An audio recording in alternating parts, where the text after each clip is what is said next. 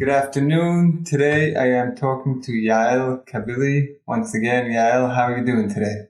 Good, very good. How are you? Okay, I'm doing good. I know we've worked on quite a lot of accounts and quite a lot of issues together.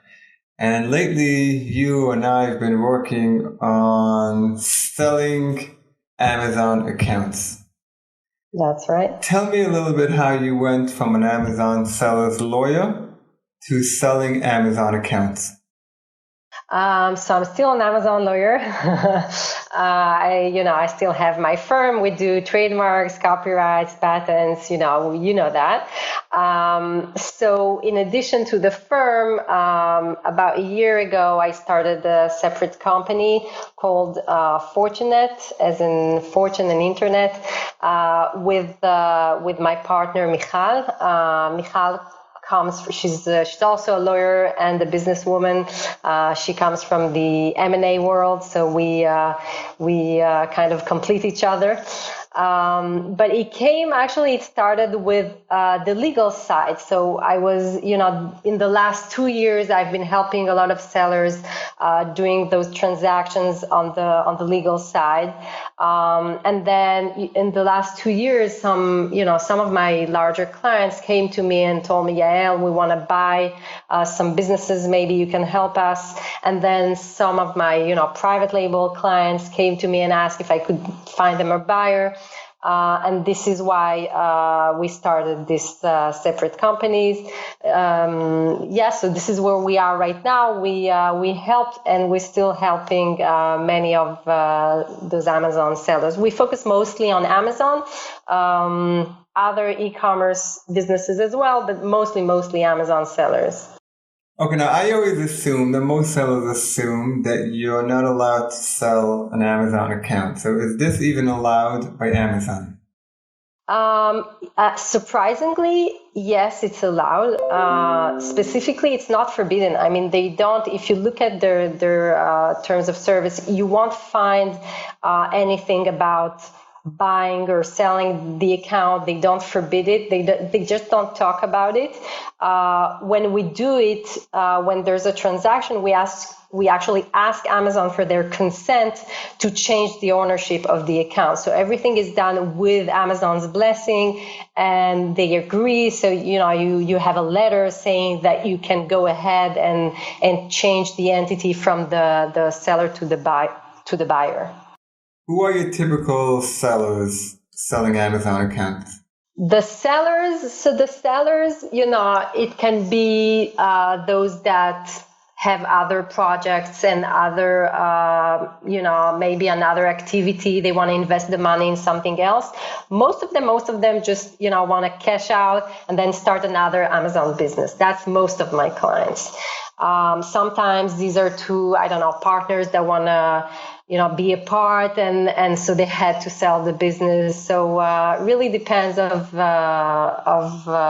the specific seller and where he is. They can be small sellers, they can be very large sellers who've reached a point where it's very difficult to manage this operation by himself. And, the seller feels that he needs to, now he needs an entire company with many employees, and he just doesn't want that. So really depends of the person. And who's the typical buyer? Other Amazon sellers or? So it can be, it can be large e-commerce companies. They have software, they have the funds, so they feel like they can take, any brand and enlarge it and work on it for a year or two, and they can easily double their money. So that's one type that we see the most. We also see large sellers who, they buy a brand and they know they can do better. So that's another type. We see some private equities and VCs more and more because they understand, again, the ROI is amazing in this world. So these are more or less the buyer. So now, how do you figure out how much an account it's worth? You can't just look by how much money is coming in. You have to, and you can't just look at profit. Yeah, that's the question. Yeah, that's the question. So we look at the profit. We're going to talk about what the profit is, but we look at the profit, like the yearly profit times a certain multiple. The multiple can be between 2 and 3.5. That's the average. And plus the inventory. So you have the profit times a certain multiple plus the inventory. That's the value of the account. Now, how do you know what the profit is, right? So the profit in the Amazon transaction world, it's called SDE. Seller discretionary earning. It's usually what the profit that is left to the owner after all the operating expenses and the cost of goods, after everything has been deducted. So basically what we do, we take the sales, okay, the cash received from the sales, and then we retract the Amazon fees, of course. We retract the PPC. We retract the cost of the goods and other direct operational costs, like, for example, VA or a software, and that's it. That would be the profit that we would look at. We don't retract the salary of the owner. Okay, that's the only thing we don't retract. So we take that and then times a multiple of, let's say, 3. Okay, that would be more or less the value of the account plus the inventory. The cost of the inventory, right? The cost of the inventory, yes, the cost. Right. So you can a private label account and a resale account, using those formulas will come to the same numbers. I would think a private label account is worth a lot more. Yes, it's worth a lot more. Reseller account does have a value. It's calculated differently. It does have a value because it's, for example, it's ungated. It does have a value to be ungated on Amazon, especially for certain brands. But it depends how strong his relationships are with his suppliers. Because if it's a supplier that can tell you tomorrow, listen, we're not selling you anymore, or we're going to file RO complaints. So that would be something a buyer wouldn't want. So they really look at how strong your relationships are, the contract that you have with them. If it's an exclusive distribution, that's great.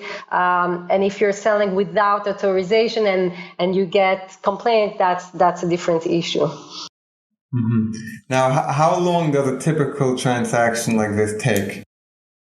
So it can take between 2 weeks, okay, that's the fastest I've ever seen, to about 3 months. Most of them are 2-3 months, because most of the time it's the legal, the lawyers who take their time to with their comments and back and forth. But I would say around 2-3 months to complete, from the moment we receive the account until we complete the entire transaction. Finding a buyer can be very quick and can take a little bit more if it's a very large account, of course. So what is there a market for? I mean, I would say profitable private label accounts is probably through the roof. Yes. So when you decide on the multiple, I mean, how do you know if it's 2 or 2.5 or 3.5? They look at several factors, okay? The buyers look at, first of all, as you said, if it's a growing account or if it's decreasing, okay? So a growing account, a profitable account, that would be the accounts that are, sellable very fast. In most accounts, we see, you can see 10 products, 3-5 of them are doing great, 2-3 maybe could be flat, and then 1 or 2 would be decreasing. So in most accounts, not all the products are profitable. Some of them, we see all the products profitable, and with some of them we see everything is declining. So those are more difficult to sell. And they look at several factors. Again, they look at the age of the account. An account that is 1-year-old is worth less than an account, of course, of 5 years with like thousands of feedbacks, right? They look at the time spent. Okay, it's very appealing to buy an account that takes you like an hour a day versus an account that you have to fight hijackers, all day. So they look at the number of hours. They look at the reviews, of course. An account with listings with 3 stars. That would be difficult to sell versus 4.5. So they really look at reviews, and they look at diversity. Okay, so if you have just one product, and the entire account is one product or one product with several variations, that would be more risky, of course, for the buyer, because if something happens, then he just lost $2 million. So that's something they take into account. And of course, IP. I'm an IP lawyer, so I talk about it all the time, but you need a trademark. It's absolutely necessary for private label accounts. They look at if you have a patent or a design patent, that's certainly a plus. It affects the multiple. These are more or less the things they look at. Do you find that it's easier to get buyers or sellers? For me, or for anybody else? Anybody. I mean, are there more buyers or more sellers out there? I feel that right now there are more buyers than sellers. But that's our feeling from our point of view. There are a lot of accounts for sale that are not necessarily appealing, but those that are, growing, they get sold very fast. So right now I feel there are more buyers than sellers. Have you ever had any hiccups transferring it from Amazon's point of view, or so far you haven't had it all? Knock on wood, no. Right. No, not yet. And we have Ed Rosenberg if okay. God forbid something happens. Thank you. How do you prepare a sale? So we tell the buyer, the seller, to first of all make sure they have the trademark, okay? Because in most cases, buyers simply don't want the account if it's not registered, or they're going to wait until it's registered. You need to get your financials in order, okay? You can't just say, I don't know. I don't know my cost of goods. I don't know my expenses. I need to see with my accountant. That the deal gets stuck. So from the beginning, we help the seller preparing a clear, P&L to understand exactly where he is, what the expenses are. It's funny because some of the sellers discover a lot about their business just because they started the process. So get ready with the financials. I would say understanding the taxes, like understanding how much tax will be deducted, from the deal. Because, once you have the deal, you have a proposal. We're doing the legal side. You can't just go at that point and say, you know what, I spoke with my accountant and, I decided there's too much tax on that. So you want to be prepared from the beginning and understand exactly where you stand. You're paying, maybe certain cases are different, but you're paying capital gains tax, right?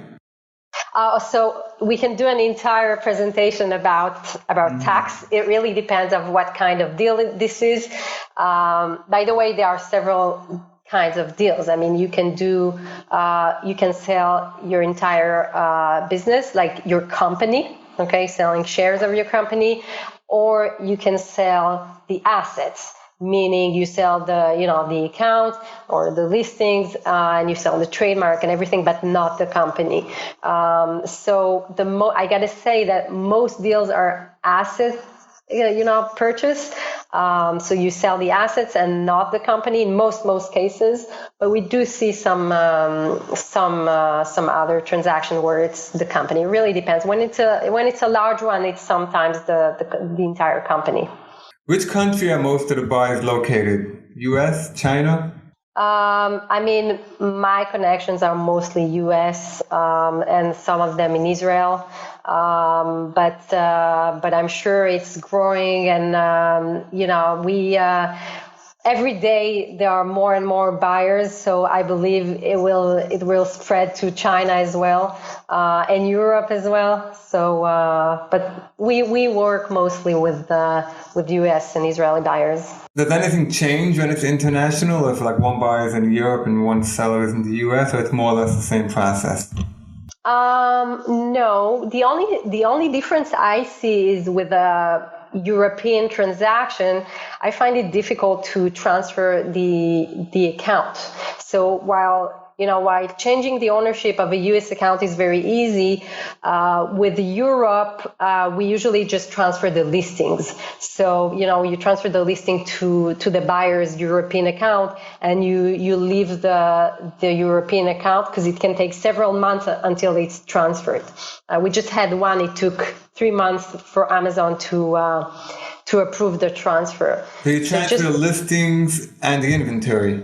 Exactly. Yeah. And You add the product from a separate account, like as a hijacker, for example, you add yourself to the listing, and then you transfer the inventory, you relabel it, and then you send it back to the buyer's account. And then the seller goes out of the listing. Okay, that was really interesting. I know a lot of people have been talking about that lately, so we'll put the link below. And I'm also involved with Yael in selling and transferring these accounts. So we'll put the link below, and we'll see what happens. All right. Okay. Thank you very much, Ed. Thank you so much. Thanks. Bye. Bye.